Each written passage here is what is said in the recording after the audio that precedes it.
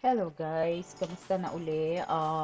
After church, because today is Danica's confirmation. So, after church, dumiretso na kami dito sa restaurant, which is Sampan. It's a Chinese restaurant. And the reason we go straight here, kasi late na. Yung confirmation kasi ni Danica is weekdays, which is Monday, the 20th of May. 7 o'clock kasi nag-start, and then medyo matagal si Father magmass. So inabot kami ng almost 9 o'clock na doon sa may simbahan. Actually it's 8 something na siya, I think, na tapos actually yung aming reservation is about 8:30, hanggang 10 o'clock lang itong restaurant na to. So we have to be hurry na mag-drive all the way to, like a couple of miles. I don't know how many miles from the church, kasi medyo malayo-layo din yung coffee. But anyway, good thing wala nang traffic. So we made it naman. So ayan ang mga in-order ni Sue, yung ng aming pamangkin para sa kanyang baby, kay Danica. You should try this Chinese restaurant. It was really good. Masarap siya. Anyway, nagpi-fix kami kasi wala nang ang time. So, everybody was very busy. Kaya, yeah, inaayos namin. And then, they started to bring all the food kasi I think naka-ready na because 8:30 nga ang reservation namin. So, we have no choice but to, magmadali na kami. So, we have beef and this one, itong vegetable na ito with snowfish is like drunken noodles, and then the long mein, and then the chicken. I don't know what they call that chicken. Anyway, so meron kaming what do you call this? Siomai. Yan yung mga sinerve sa amin. So this is Gia. Ayan yung mga kasama namin. Si Baby Megan, Baby Megan. And then, ito yung, this is Ina, this is Mehmet, and their cousins, their bisita, I think, from the Philippines. Kararating lang yata nila, and that's her mom, that's Ate Grace. So, and this is Ethan, ito yung anak ni Mehmet, and so, ito lang, nakapag-picture-picture naman kami kahit pa paano, kahit na mabilisan lang. And we didn't even have chance to, this is Danica, siya yung confirmation. This is Danica, congratulations Danica, and her mom. Ayan kami, maganda yung picture namin dyan. Wala lang kasing time picture taking dun sa simbahan kasi it's too late. Magsasara itong restaurant ng 10 o'clock. So, we have no choice but to rush, like I said, na magpunta rito para kumain na. Oh, so that's Danica. Napakabait na bata ito. Manang-mana siya sa nanay niya. At syempre din sa tatay niya. Kaya, naka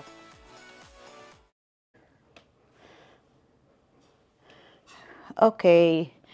Hello everyone. Okay, ilang beses na ako nag-start kasi tumawag naman tong asawa ko, ulit-ulit. Anyway, take 3 na to ha. Hala, nagmamadali pa man din ako kasi mamamalengke pa ako.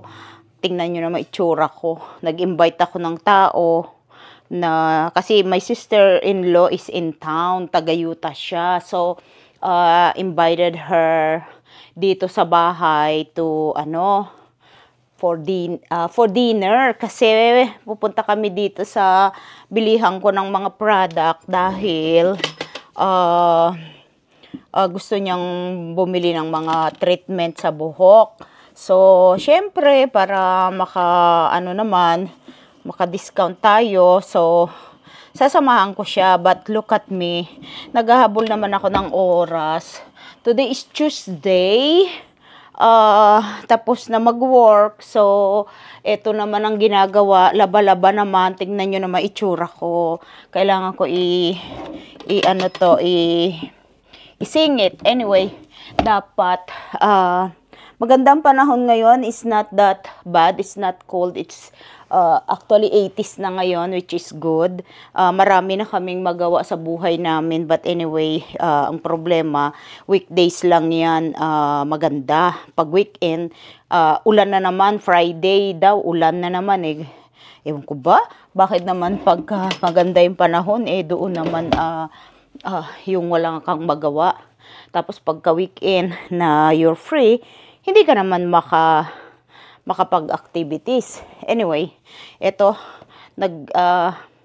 nagtitiklop ako ng mga damit namin habang nagdadaldal kasi nga wala naman akong time. Dapat mag-e-edit ako. Ang problema ko, hindi ko na yung aking computer last night, nawala yung aking Bluetooth. Hindi nagko-connect. Nawala siya. Hindi mo ma-connect. Anyway, so na-fix naman ng husband ko kasi pagdating sa ganong situation, out na ako. Ano na ako dyan? Wala na akong remedyo. Wala akong pag-asa sa mga troubleshoot. Anyway, kaya minsan nagagalit ako sa technology. Sabi nila, mabilis daw, mabilis. Mabilis lang, mabilis nga, pero pag wala ka namang alam at may problema, wala na. Wala ka na magawa. So, hindi ako makapag-edit. So, na-fix niya naman na yung Bluetooth, kaya lang may another problem na naman. I don't know why. At ayoko nang mangialam at baka mamaya,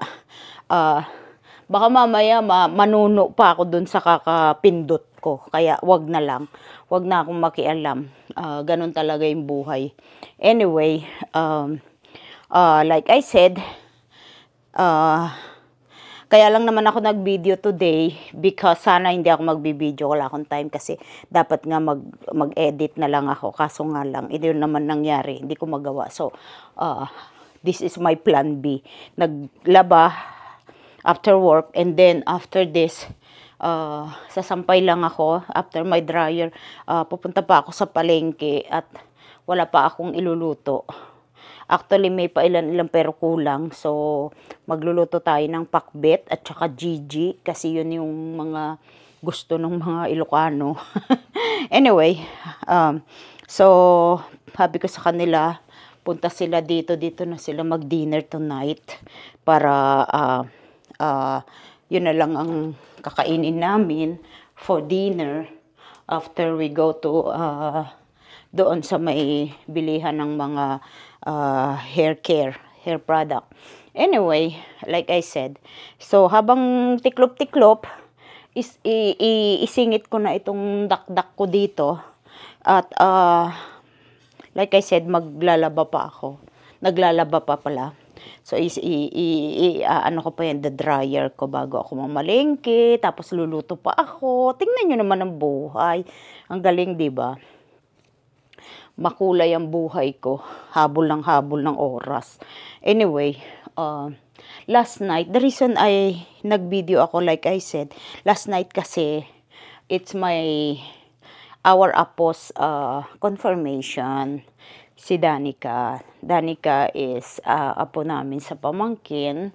So, Danica, congratulations. Confirmation niya last night. So, we attend and then we celebrate after late dinner. So, we had fun. So, what we did is, syempre, andun lahat yung mga bata, mga pinsan ng anak ko. So, na naman. Pero na kami, taturuan na namin sarili namin na sa mga ganong gathering is like a normal na nangyayari yan sa ganitong situation.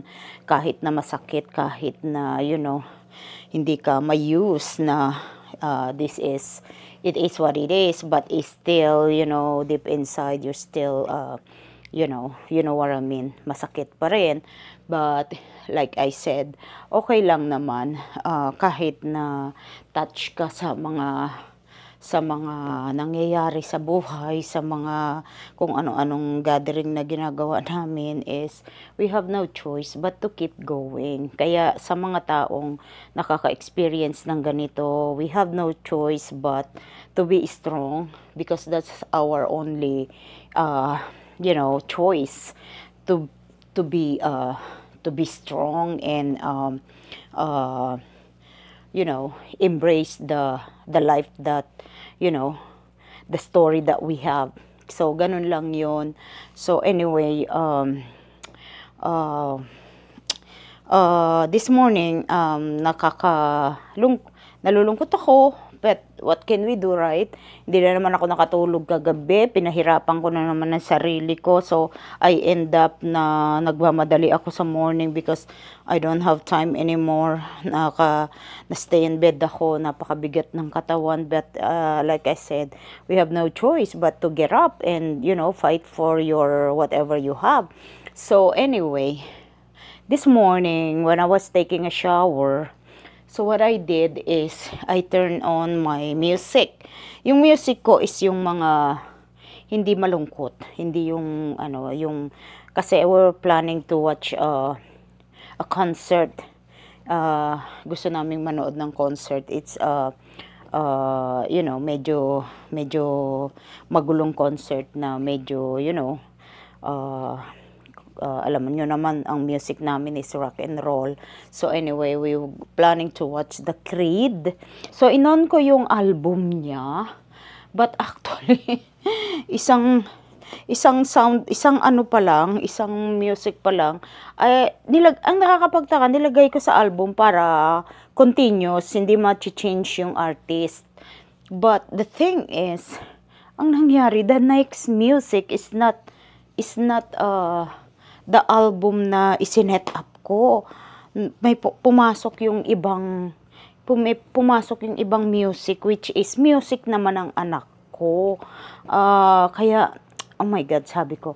Kasi, the reason isineset ko ng album para hindi ka nga mahaluan ng any different kind of music, but still, at saka is very strange kasi, music pa ng anak ko, which is Evanescence. Kaya, sabi ko, oh my God, napakahirap pakinggan ang music na yun because it's really, yung talagang, yung memories is honestly, talagang, hindi mo pa kayang pakinggan yung mga music na ganon.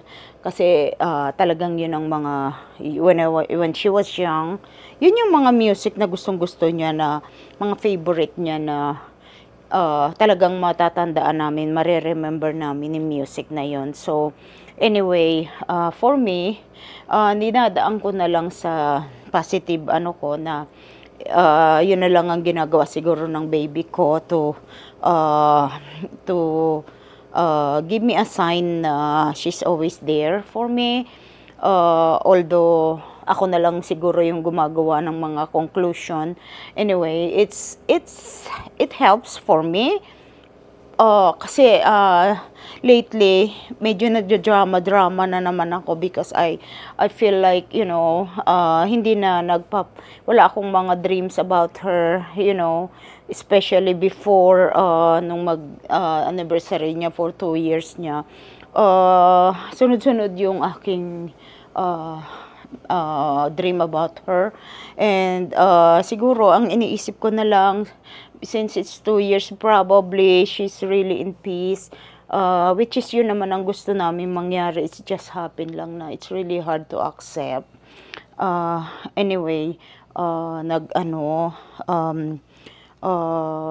masakit sa loob mo yung kahit sa panaginip mo na lang, di mo nakikita. But the thing is, syempre, kailangan din niya mag-rest. Kailangan niya rin, just like us, mag-keep going. But, the thing is, for us, is not easy anyway. Kasi nga, syempre, anak namin yan. Wala naman wala namang pag-asa na, ma-change yung pain namin. Syempre, ganun lang yun. But, uh, at least ngayon, pinipilit namin sarili namin na maging kahit napakasakit dahil ibang klase yung ini-experience namin sa anak namin na pagkawala niya is not easy. Talagang if you're not strong, bibigay ka talaga. Kasi it's very, ano yun eh, it's very, very, very hard. I think that's the worst that you will remember. But, at saka, you know, I don't know, mapakahirap i-explain sa mga tao ang pinagdadaanan namin. Talagang hindi ko maintindihan kung bakit anong I mean, anong part namin dito sa mundo para ma-experience namin yung bagay na to, especially kami niya yung nawalan, parang wala pa rin katapusan yung hirap namin because wala kaming magawa kung hindi aksipin at ipagpatuloy yung buhay na kahit anong gawin namin is wala na kaming natatanaw na kahit konting hope, kahit na konting liwanag sa mundo namin. But it's really hard to say, maybe ganun pa lang because talaga namang parang wala namang acceptance dito, kaya ano lang kami, hang on lang kami. But I am trying to be as much as possible to be communicate with everyone. I am trying to do all my best to maging normal sa lahat ng tao.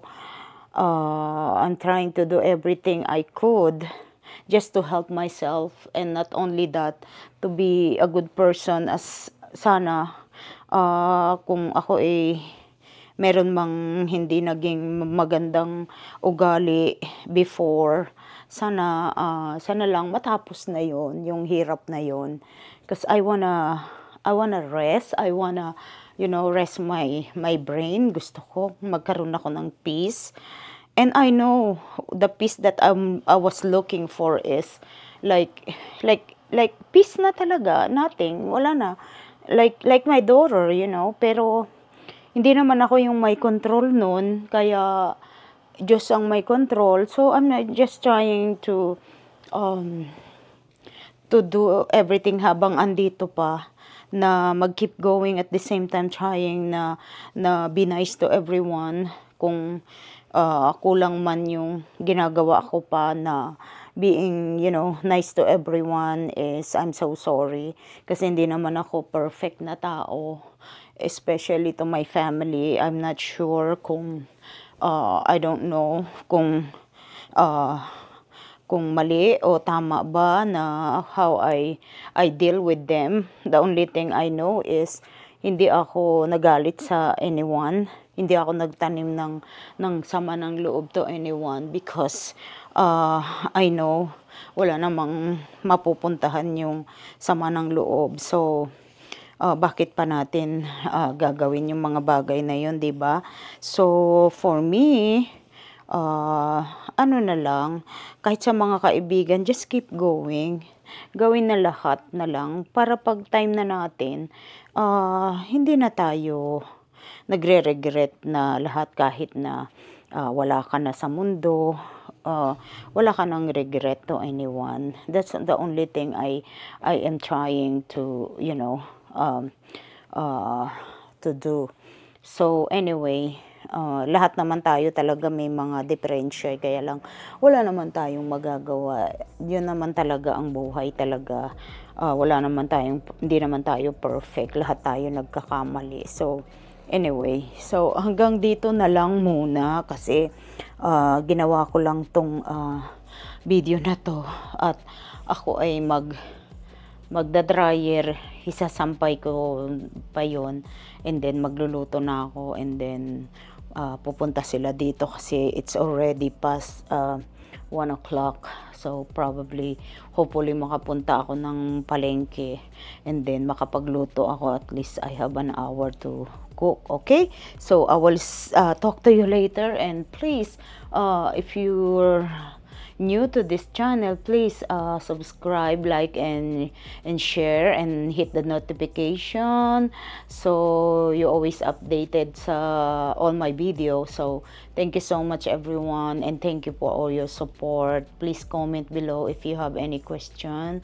Okay, thank you so much. Hana, nakakatulong ako sa mga taong I'm trying to show them my experience. So hopefully meron naman ako ma-share na maganda dito sa mundo, because I wanna complete my life before my end. Okay, so thank you so much, and we love you so much. Love you all. Take care, and God bless us all. Thanks.